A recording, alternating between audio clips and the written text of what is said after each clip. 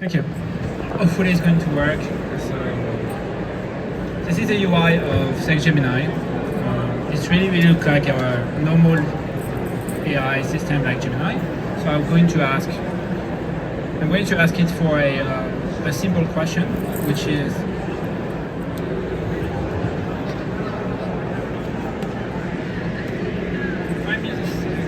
find me the Gemini announcement blog post. Tell me about it. And is it malicious, right? So this is to demonstrate that. So as we demonstrate the reasoning capability. So the orchestrator decided that that seems something he needs to do, so he's going to pass it first to threat intelligent agent, as you can see, and this is completely dynamic, and the threat agent say, okay, I need to find it, so I'm going to use the Google search to find it. So he's looking into processing the result from this, then it's going to say, okay, I have it, and then there's a case where it actually look into, is it malicious, and it look into LinkedIn. So that's one of the reasoning where sometimes it's not picking up some of the tool, right? That's a part of a dynamic thing, is sometimes you do one way, another way. So if I rerun it, you'll see that maybe this time it's going to call the application agent, or maybe it's going to call it different things, and that's to demonstrate how the thinking works, right? So we go back to the orchestrator. This time it goes to the application agent, and I didn't change anything. I just changed a little bit of wording, and then it's going to fetch a web page. This time it's go and use the tool to fetch the web page itself. Then it's going to say, okay, I have that. And from that, it's going to look at writing a report, and it says, well, now I need to go and call my threat intelligent agent. So now they're getting threat intelligent agent say, okay, do you know about the URL, and can you reason about whether it's in virus total or not? So what the agent went is went to orchestrator, to the application agent, went to call the finance Google, what is the URL, fetch the pages, decided if the page contains things, and they said, okay, now I need threat intelligence information. Then they get back to the intelligent agent, so the threat intelligent agent say, okay, I need virus total, let me call virus total, let me synthesize, and you get it. This is how much was done in a minute, and that's what we think is going to accelerate the workflow of everyone, is because you can ask those very complex questions, and you can see Gemini being able to combine all the agents and the power of Gemini and thinking to give you a long answer. So you're going to describe things, and it says it's freely available, and it's going to tell you, no, it's not malicious because of virus total, and give you a real analysis. And we have the thinking on the side which explains all of this stuff. So that's in essence what Gemini does. I'm going to hand it back to Mariana to conclude.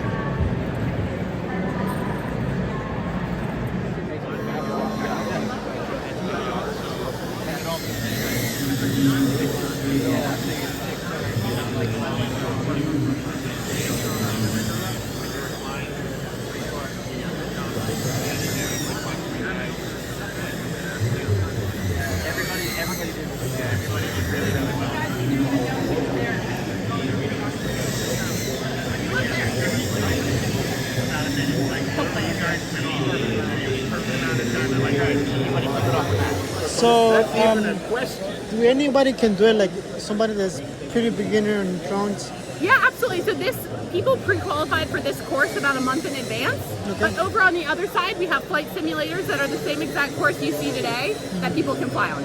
Okay, so, and it doesn't require a lot of training, right? Yeah. Okay, that's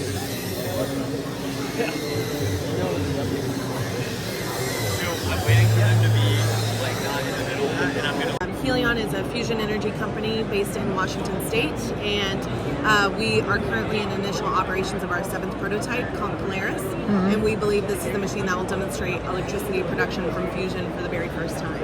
Okay, how AI is involved in this? So basically AI requires a lot of energy, and we are one of the solutions to meeting that energy demand, and we believe it's going to take all kinds of energy sources to do that. Because as you know, it's just a lot of energy demand. Hi, I'm a nuclear engineering student at the University of Tennessee right now. Very cool. Yeah, and so I'd heard of you guys. I know you guys are definitely one of the top players with the fusion industry and everything. I know you guys have been around for a while, had a lot of funding and stuff. So, Yes. I got to hear a little bit about what exactly you guys are doing, but can you give me a little bit more detail into like what how it works. How it works, what's going on with it. Yeah, so basically, so we use helium-3 and deuterium as our fuel. Deuterium is just heavy water. Right. And so those are in gas form. We puff them into the formation section. That gets ionized and it creates a plasma, which is a field reverse configuration. And so that, what I call a plasma donut, gets pushed through to this acceleration section here with really strong magnets. And the same reaction is happening on the opposite side. So when they meet in the compression section, this is where the temperature is at 100 million degrees Celsius. And with all of that heat and stronger magnets in the middle, that's what causes the atoms to ram into each other and create new energy. Yeah, so you said deuterium and helium?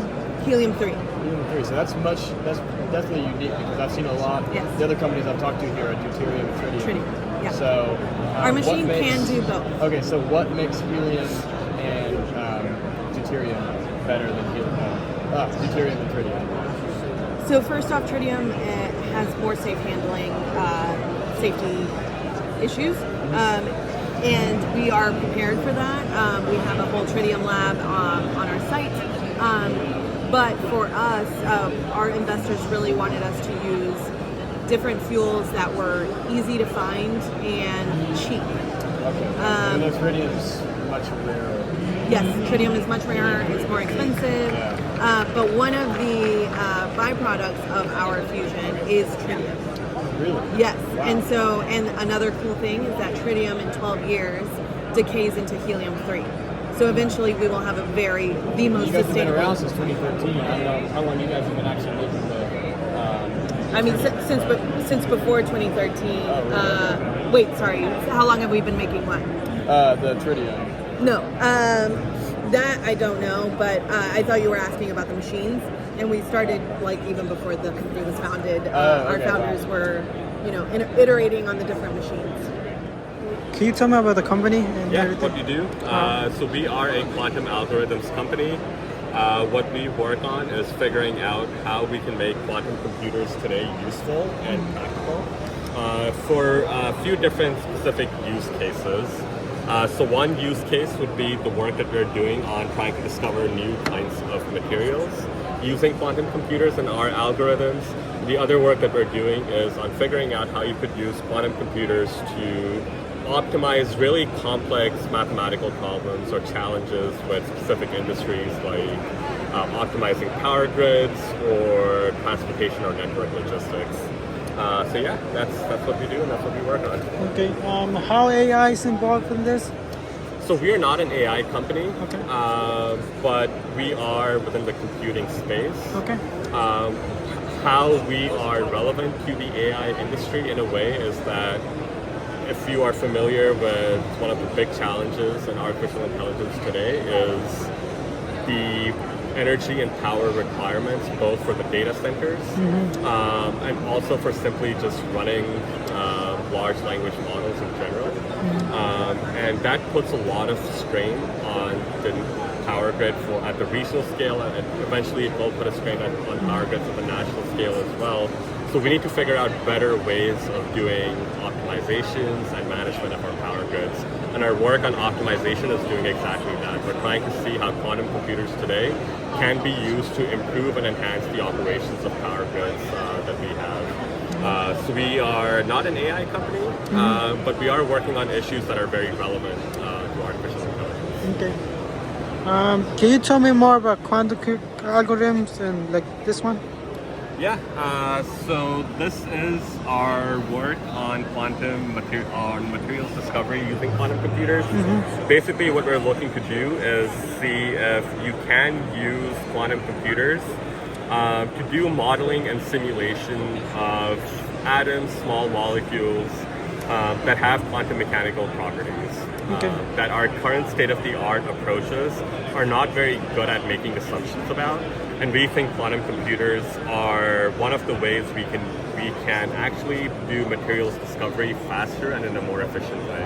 So what kind of companies or are you targeting, or which sector are you targeting? Yeah, so on the company side, we work with, on the materials side, we're working on molecular simulation with biotech companies like Roche. On material simulation, we're working with companies like Oxford PV, who work on solar panels. So we work fairly widely across the industry, but different partners on different sort of material discovery challenges that they have. Thank you so much. Of course. Okay. So we teach people how to hack. We're with Arizona State University, and it is a open platform that we created that is available to the world for free. And we start with a lot of computer science basics, like how to use Linux command line, for example. And then we make our way towards some intro to cybersecurity topics and go very advanced in the end. So we take a very incremental, hands-on approach to learning. And yeah, I guess that's kind of the basic gist. It's pretty cool, actually. It's pretty cool. Thank you so much.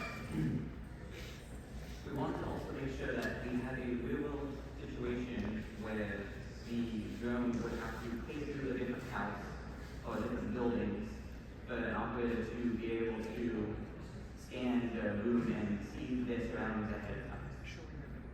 In this case, it's using a LiDAR camera to scan the room and hit key points to be able to map so the operators will be able to look at and review later to figure out the best way. Project is more or less a drone simulation based off of the Tezrex Nano. Yeah. So we try to make the physics and controls as realistic to that physical drone, and we wanted to have some purpose for realism. So in the examples that we showed, we had a house that you flew in, and you could like scan the house, and it would take that data that it scanned and put it into a file that you could upload, and you could see that real-time data that it captured. Did y'all work on that on the 3 days, or did y'all work before?